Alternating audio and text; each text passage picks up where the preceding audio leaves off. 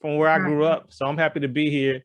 Shout out to everybody on the line. Hey, if y'all can hear me, do me a favor. I'm going to look for engagement. I'm going to look for feedback. Y'all got to type the number 1. If you can hear me, if I look good, my voice is not muffled or anything, you know what I mean? Because I've done whole presentations where I've like been jittery the whole time. If I'm smooth and I'm good to go, y'all give me a 1 in the chat. Let me open up the chat because I got to see this. All right, 1.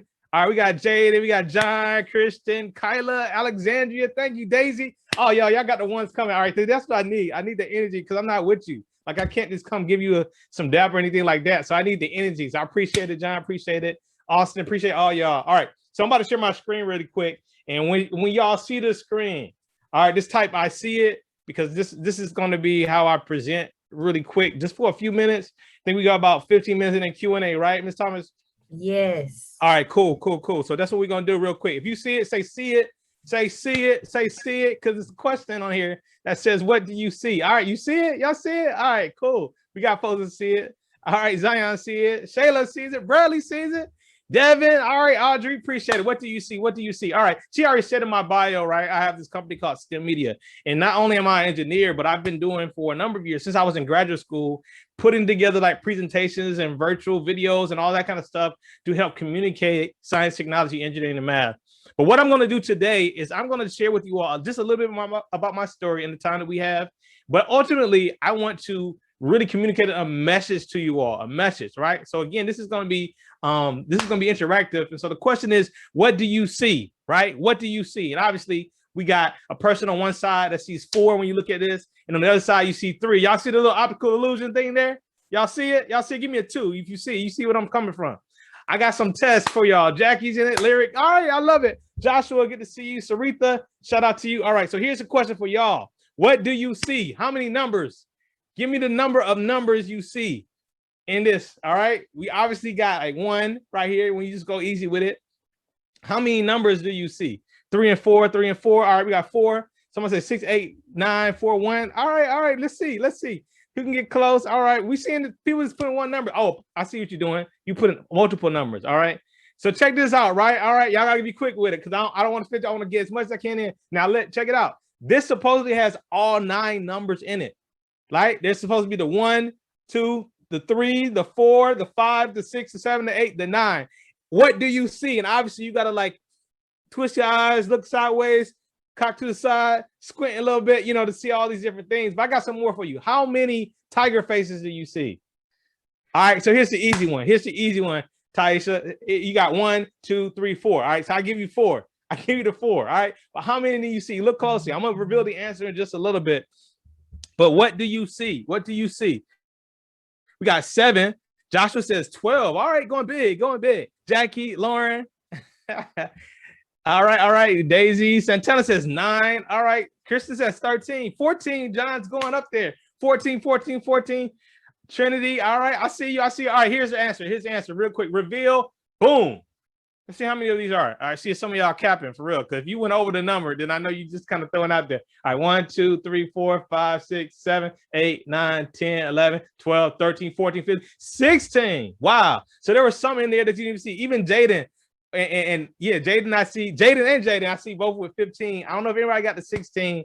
But again, the question that I want y'all to keep in mind that I'm talking about here is, what do you see? Now, this went viral, y'all. This went viral, right? This went viral a couple of years ago. What color are these shoes? Y'all remember this? Anybody remember this? What color are these shoes? All right, we're going to see. We got pink, turquoise. Whoa. What's going on here? Cameron says pink. You got gray. There are 2 colors. So Sarita says teal and gray. All right. Blue and gray. All right. Same thing. But Audrey sees pink and white. What is going on here, y'all? What's going on here? We have some discrepancy. We see having discrepancy. Can I do a poll? Are you're a host as well, Ms. Thomas, right? Let's do a poll, all right? We're going to see how many people vote that they see some sort of blue and gray. And then how many people see, I see we got pink. Blue and pink, that's interesting. All right, I don't think I ever got that one before. But how many people see more like, the pink and white versus like the blue and gray? Can we get a poll real quick? Is that going to take, all right, cool. We're going to get a poll. We're going to see how many people in here. I know y'all in high school and everything. Some people in college. We're going to see how many people know their colors, though. We're going to take it back to kindergarten. How many people know their colors here? Because I ain't trying to call nobody out, but we're going to see what y'all say about each other about this poll. Do we got it? Not yet. I don't know. Let's do the numbers thing again, because it's math. All right. Let's see. As a matter of fact, let's do this. I want to see y'all. Put your camera on, raise your hand if you see pink and white. Hands up, pink and white. All right, Tyler says pink and white. Ayana says pink and white. Jackie pink and white. Jacob pink and white. All right. Now let's see how many people see the blue and like the teal, or the teal and like the gray. All right, Daisy, Bradley. All right, cool. Michael, yo, what's going on, man? Some people don't know their colors in here. I ain't trying to call nobody out, but some people a little off. What do you think, Kira? What did you say? You said the pink and white. All right, I see you. You see the pink and white. Saritha, hands up. Zion. All right, everybody, hands down. All right, so check this out, right? I'm just gonna go ahead and put it to you, real talk. When it comes to these shoes, I believe it is a fact. In fact, I checked in on this. They only make one. They don't make both of those colors. And the color that they make is pink and white. So I know some people seeing gray and blue. It's all good. I ain't mad at you. I can see it. But they only make one type of color. But here's what's happening, right? I'm going to show y'all what's happening. Y'all know colors are basically a wavelength of light. How many people knew that? Hands up, wavelength of light. I see all y'all. So you can put your hands up. Yep, lyrics are. All right, so wavelength of light. So what happens is the light shines through. All right, oh, here we go. The light shines through our cornea, through our pupil, right? And then it basically goes and hit the back of our eye, the optical disc. That's how we're determining light. But what happens after that is the nerve that's attached to that optical disc then sends the signal to our brain. Y'all with me so far? And then our brain basically interprets the signal. So yes, you're right. It's based on the wavelength of light. But what am I trying to say? I'm trying to say that what you see depends a lot on how you think. Because when it came to these things, right? Because these shoes went viral, but also there was this dress that went viral, the whole blue and black. I don't know if you remember that, blue and black or white and gold. Your brain is automatically making an assumption about the light in that picture. Because you're not in the room. So you don't know if the light is coming from like the ceiling, it's like artificial light. You don't know, Taija, if it's coming from the window, if it's like natural light. What's happening, Santana, is that your mind is automatically making assumptions and it's having an impact on what you see. If y'all with me, type 3 in the chat. If y'all with me with that, if that makes sense, that's a little deep. You know what I'm saying? What you see depends a lot, Gavin. Shout out to my people that don't got the cameras on. Maya, I no judgment. Hezekiah, what you see is depending on what you think. All right. So that's when it came to me. When I think about my particular journey, right? I think about what I saw in myself, right? When I looked in this thing right here, when I looked into this mirror, right? The question was, what do you see when you look into the mirror? When I was a kid, man, growing up, it was about 5 of us. We had all these kids, man. This is my siblings there, and there I am in the middle. You know what I mean? Young man, growing up. I didn't really see much, man. I was a kind of short guy. I was kind of athletic. If you asked me at the time, I thought I was going to the NBA, but you know, I didn't quite get the size for that, right? But I had a lot of different perceptions of myself. Some were positive, and honestly, some of them weren't as positive. Sometimes I saw something that I didn't like. My eyebrows was thick. You know what I mean? Everybody got on my eyebrows, right? Like a lot of different stuff. But really what I saw in myself was largely dependent on what I thought. But I had a pops, right? I had a dad. And in your life, I want you to make this connection. It may be a teacher, maybe Miss Thomas. It may be a parent. It may be a grandparent, whatever it is, who sees something in you. And my dad used to say to me, yo, what you want to be when you grow up? And I used to be like, I don't know. He said, yo, what you need to do is you need to check out engineering. I had never heard of engineering, right? But I found out that he actually was studying engineering, but he didn't get to finish it. But he saw something in me when it came to my creativity. He saw that I was pretty good in math, even though I complained about it. He saw I had design skills, right? I could figure out things. He saw that there was a potential for me to do something in this field of engineering. And so what did I do? I decided to give it a shot, right? Now, most of the time you got parents who tell you to do something, people that love you, and you're like, whatever. Like my dad used to always say, yo, you should do this. And I'm like, you should go over here and volunteer. But this time I actually tried it out. And so I applied, y'all, for a program, kind of like the program you're in now, as they said in the bio, at NASA Marshall Space Flight Center. Why? Because I had somebody that saw greatness in me that I didn't see in myself yet. And by me going on what they saw, I got to see some things. So I went out to NASA. I remember it was crazy. I was about 17 years old. We got any 17-year-olds in here? Any 17-year-olds? All right, cool. This is when I, believe it or not, this is when I got introduced to engineering. I didn't even know it. They didn't have the programs when I was like in middle school, whatever. I got introduced and I went out and my eyes saw some of everything. I mean, I saw like you know, electrical engineers testing the current as it goes through certain materials. I saw real rocket science, man. You couldn't tell me I wasn't a rocket scientist. I was wearing that badge everywhere. I was even able to see how they tested different materials that was on this particular space vehicle right here, the space shuttle. This is before they retired. This is before SpaceX was doing this thing, right? And they retired this. They just blast off in Florida. And they would do things that was really crazy, Mia. They would actually shoot like little small projectiles towards like metal panels. Like the super high-powered supersonic gun would just shoot it. And I would just like be amazed because this stuff would just like blow my mind. They were trying to test, you know, what if space debris hits this thing at a certain speed, a certain velocity, will this material stand up against it, right? These are all the things that I began to see, right? But I acted on first what somebody else saw that I didn't quite see in me. So I went out to NASA and man, I said, man, engineering is for me. So that was when, at your age of 17 to my 17-year-olds, even my high schoolers, that was when I said, all right, this is something I want to try and do.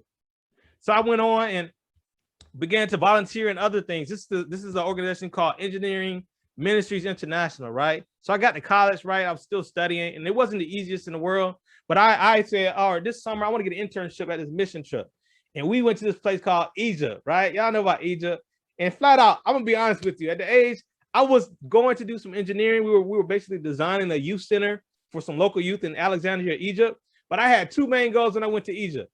I wanted to see the pyramids. Y'all know what I'm talking about? It's crazy. I wanted to see the pyramids and I wanted to ride on the back of a camel. And fortunately, I got to do the both at the same time. And it's crazy because the pyramids really, if like what you can see right now with the pyramid, if you turn around where I'm standing with my hands, it's really a city right behind me, like a modern city. Like if you go into Cairo, Egypt, it's crazy because you literally are in the city, people running traffic, small, whole nine thing. And just outside the city, you can see the pyramids. So it's really close. And so you get like this crazy like dichotomy between like ancient history and then like modern civilization right there. And my mind was just blown because I was opening up to so many realities of not just what was possible in me, but what existed around the world. That's what I saw. That's what I saw. And so here's the thing you got to keep in mind, right? New places can show you new possibilities. By acting on not only what you see, but what people see in you, you may find yourself experiencing things that you never thought you would experience. I'm telling y'all, that's why you got to come to these programs. That's why you got to pay attention. That's why you got to take these things serious, because there are things beyond your environment, beyond even the places that you travel. I know some of y'all have probably been out of the country, out of the state, whatever, but guess what? There's even more that you haven't seen yet. I did this mission trip again. This was not in Egypt anymore. This was in South America. We were designing a school for just a school down in Peru. They were running out of space, and it was just really cool to go down with a group of architects and engineers to be able to figure out how we were going to remodel this particular school to give more space for the young people there. Again, opening up my eyes to things I've never seen before, riding in that super small taxi. And I'm telling you, like, that taxi is small, but they be pushing that thing.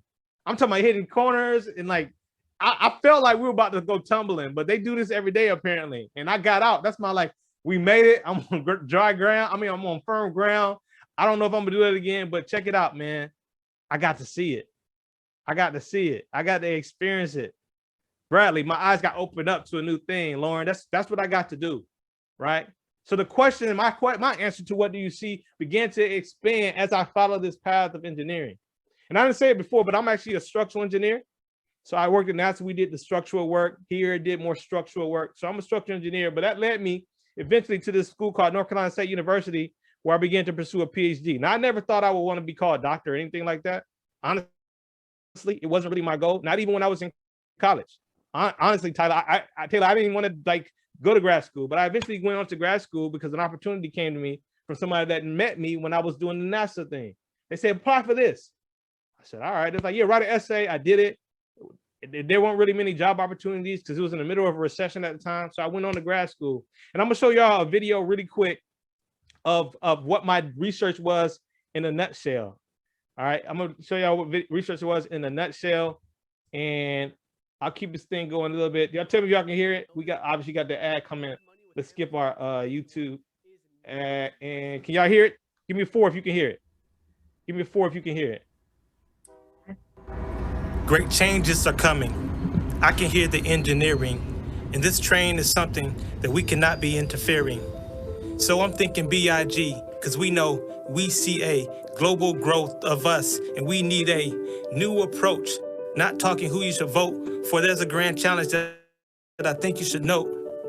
Making our cities more sustainable is not unattainable. For instance, since things can sense things, why aren't we consenting to put sensors in things and thus preventing destruction? Constructing, renew. Wouldn't it be cool if our buildings and bridges had nervous systems like we do? Now stay with me. Let's get a team of EEs to design the PZ electrics, to detect when the crack creeps, the data speaks, and we collect it. Send it back to the CS brains and let them see just how bad it is with analysis and FFT. Then bring your structural engineer your puzzle to take the insight and enlighten us if the bridges are really in trouble. And if it is, as they are, then we can fix it. Avoid the lost citizens, making sure our structures stay grounded, cross-discipline. But that's just one example of how to make our infrastructure more intelligent. Optimizing our water supply, decentralizing our power grid, diversifying our energy sources, is all relevant. So I've learned that I do need a high urban IQ with such an influx of cultures and people like you and I'm so excited about the future. I'm not into the fearing. Great changes are coming. I can hear the engineering.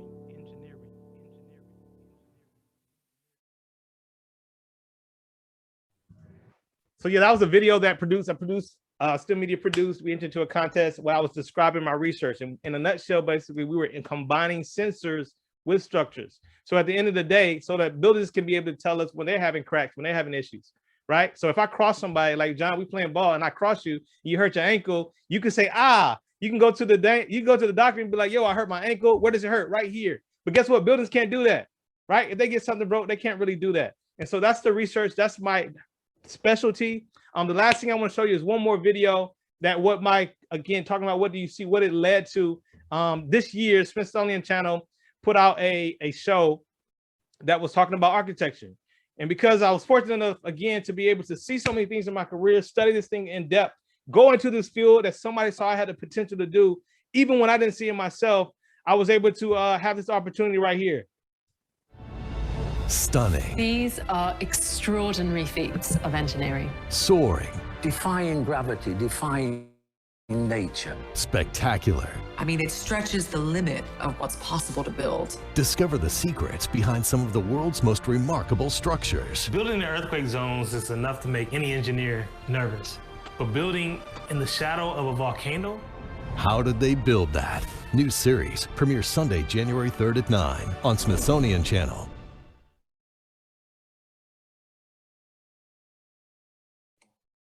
You're on mute, I believe, Dr. Mabry. Yeah, so that was this year. I got it. So that was this year. Opened up so many opportunities, again, being able to follow this path. And so again, I just want to conclude this by simply asking that question again. What do you see? What do you see? Right? And as I said at the beginning of this, what you see depends a lot on what you think. And what y'all are happening right now in these programs, even presentations like this, is your mind begins to change. You begin to change the way that you think. So that now when you look at yourself in the mirror, when you look at the potentials you have for yourself, you begin to see something different. And as you see more in yourself, you begin to see more. So I hope that makes a lot of sense. That's going to conclude my presentation. I'll take questions from here, but thank you so much, Ms. Thomas, for this opportunity. Let's give him a hand of applause, you guys. Come on. That was really good, Dr. Mabry. I knew it was going to be fantastic anyway because of your NSBE workshop seminar you did. So do y'all have questions? Let's ask Dr. Mabry questions while we have him here. Any questions? I mentioned a lot. I threw a lot at y'all. I'll be happy to go in detail about anything that I kind of mentioned that you may be interested in.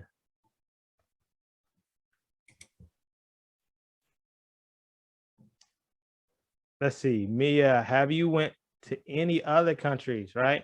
Got you. Good question. So I've been to Egypt, different places in Egypt, been to Peru, as I showed you. I did go to this country that's an African island called Mauritius. It's a small island off the coast of Africa. I didn't hear about it until I went. It was pretty dope. African island is awesome. And, you know, obviously I've been kind of up North and South America, or North America, of course, but Canada and things like that. So those are all my countries so far, but I look forward to going more places. Highest math you had to take. Ooh. So there's a math called numerical analysis, right? So you get to college, you got Cal 1, Cal 2, Cal 3. Some schools say Cal A, Cal B, Cal C. I've even heard that there's a fourth one. I didn't have to take a fourth one. Then there's this class called differential equations, which is pretty tough. But I took the class called numerical analysis, and that's when you deal with like matrices. I don't know if y'all got introduced to matrices, right? And you're doing math with them. Instead of like individual numbers, you're just doing everything with matrices. And so that's probably the highest math I had to take. Let's see, how many years did it take you to get where you are? Well, that question, the answer is always however many years I've been doing it, you know? But, you know, it takes different amount of time to do different things. So I've been in engineering for 15 years, about 15 years, plus or minus.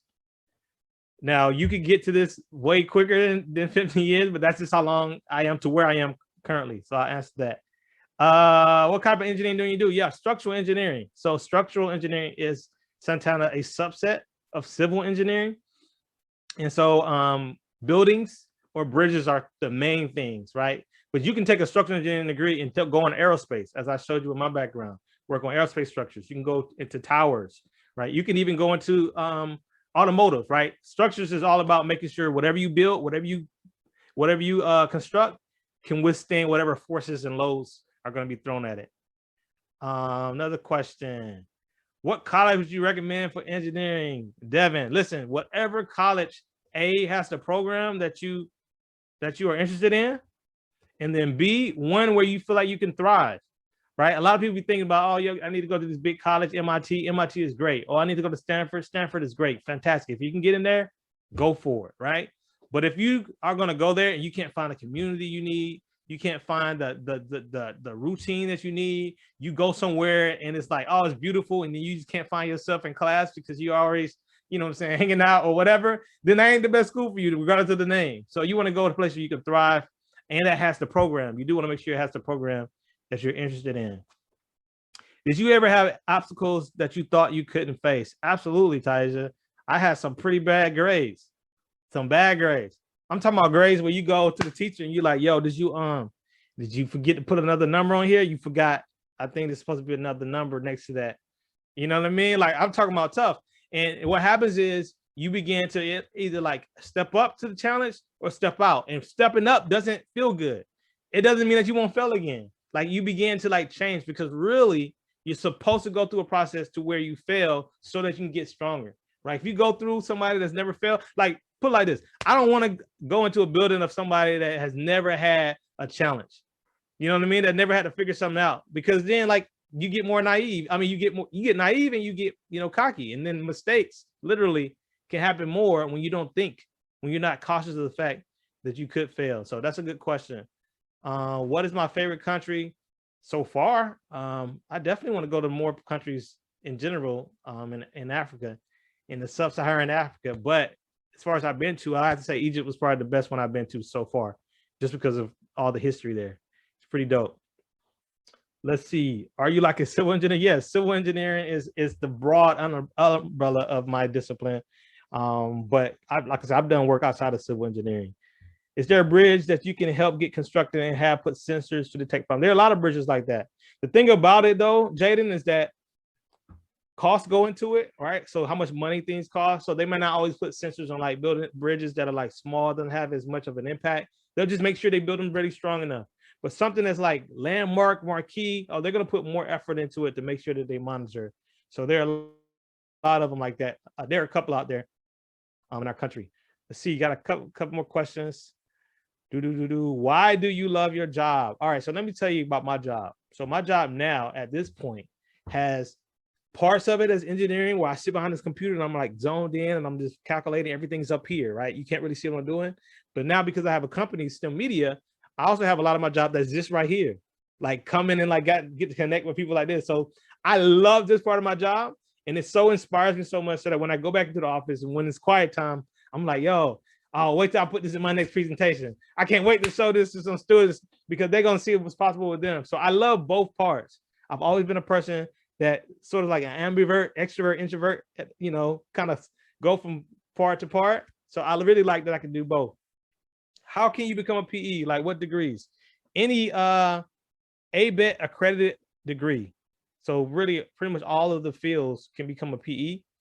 I would say though that not all fields are big on it. Like there are some engineering, like for instance, if you're a computer, if you're a software engineer, they are more big on like certifications sometimes and showing that you can do the skills. So you can get a PE as a software engineer, but in that industry is not that big of a deal as it is in civil, because we have to stamp drawings that people are going to be trusting their lives to, right? So it is kind of have different levels of importance, but you can be a PE, really, you can get a PE license in any engineering field. What really inspired you? I get that to my dad again. Is your business fund or non-funded business? And I think you mean profit, nonprofit or for-profit, because all businesses got to be funded. Even if it's a nonprofit, you got to have money, resources to do what you got to do. So STEMedia is technically a for-profit. It's not a nonprofit, but we do a lot of nonprofit work. So we partner with people. And here's the last thing I'll say before I hand it over, because I know we're getting close.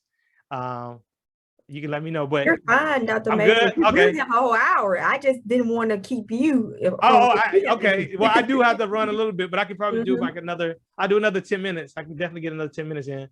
So my business is a for-profit, but we do a lot of nonprofit work. So every November, and I want y'all to put this on your calendars, we have this massive event called the STEM Success Summit.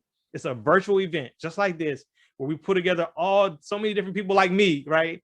Male, female, different engineering, technologists, scientists, right? And we do presentations on getting success in STEM. And here's the best part. It's FREE, free. STEM Success Summit. It's a 3-day event. This year is going to be November 17th through the 19th, Wednesday, Thursday, Friday. And our keynote speaker, check this out. Our keynote speaker is Dr. Kizzy, who helped develop the Moderna vaccine. So she's our keynote speaker. Last year we had Idris Sandhu, who used to work with Nipsey Hussle, as our keynote speaker. So it's a really great event. Y'all got to make sure you put that November 17th through 19th. And that's a nonprofit event that we partner with another group to do, and a lot of sponsors. So good question, Jacob. Let's see. I know I missed some questions. Are there any more goals you want to achieve that you haven't accomplished yet? Michael, don't get me started, Michael. I'm gonna go ahead and paint the whole picture for y'all, right? Like, here's the thing. You all look at platforms like the Smithsonian Channel, where my show was on, right? Or you look at Discovery Channel, you look at Science Channel, and how often do you see some of us? Not much. Like, not much. Let's just be honest, right? There are a lot of good shows, things we learn from, but every time you see one of us, you're like, oh, snap, that's a sister right there hosting the show. You know what I mean? It just kind of hits a little different. So my goal is to really build STEMedia into a place to where we have a higher representation of us, Black and brown individuals who are experts in these fields, that are presenting things in an engaging, creative way that is also relevant to our culture. So that's it. Stay tuned with STEMedia. I definitely encourage y'all to follow us on Instagram. Right now, we're doing a lot of that on Instagram at STEMedia. I'll put that in the chat. Sorry for the shameless plug, but I really believe in that. We're on Instagram and on YouTube. And on YouTube right now. I just put it in the chat for everybody. Make sure you go follow, subscribe on YouTube, follow on Instagram. But that is the goal. To answer your question, Michael, I want to create a platform that highlights you. And by that time, I know y'all gonna be in the field. So hit me up, look me up, be like, yo, what you talking about on this show, so we can get you on. All right. So that's what the goal is for STEMedia. I don't want to just continue to be the only person that you see, right? I want it to be so many more people, to where, like, when I'm off the scene, it's still going strong. So that's a good question. You know how to get me excited by asking me about my visions and my goals. So thank you for that. Jordan, did you ever have any doubts while trying to get started in engineering? Oh man, I absolutely did. And it hit me the hardest my second year in college, not my first year. Like my first year, I was personally still feeling like, yeah, I'm an engineering major. And I like how like some of the old mothers at the church would be like, oh, okay, all right, you go and do it, young man. I was like, yeah, you know what I'm saying? I didn't really do anything yet in school, but I like to say I was an engineering major. But man, when I started hitting those hard classes and I started getting those grades I was telling you about, I started wondering, I was like, yo, what is life, man? What is the purpose of all of this? You know what I mean? I started doubting if this was even what I was supposed to do. And I seriously considered changing, doing something completely different with my life. And so I did have doubts, and doubts are part of the process. You're going to have doubts, but what you have to do is get a clear picture of where you want to be, and then also believe that you have what it takes. I want this, and I have what it takes. And so there are a lot of practical things I could give. That's a whole nother presentation, but, finding study groups, getting communities, there's just a pure perseverance aspect to it.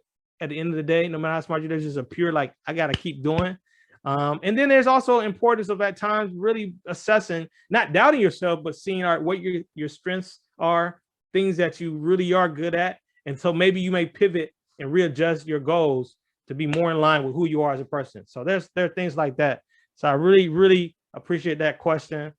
Find somewhere where you have the best support. All right, I know I skipped some, and so I apologize if there's like one more that I skipped yours. If I skipped yours, go ahead and type it in again, and I'll answer it before we say goodbye.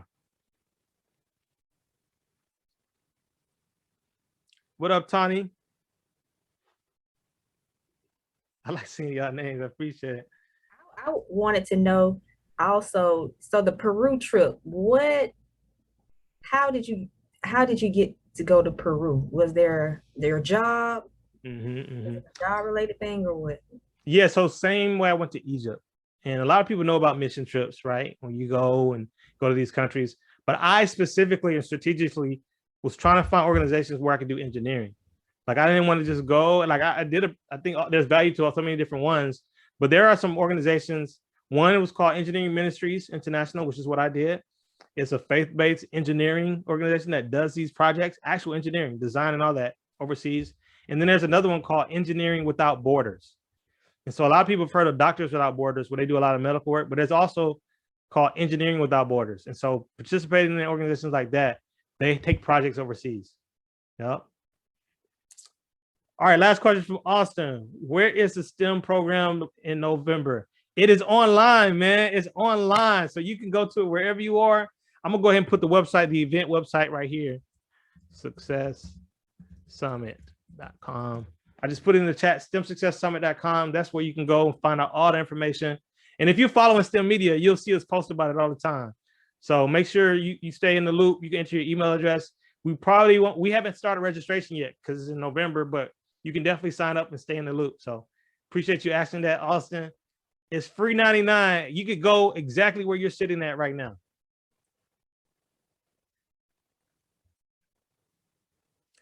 All right, thank you for that information, Dr. Mabry, because I am the STEM director at Lawson State. So we have STEM scholars, they're undergraduates. So we're definitely going to try to participate in that Success Summit. That'll be good for our undergraduates as well. So thank you for that. That was wonderful. Thank you, Dr. Mabry. Pleasure. Thank you.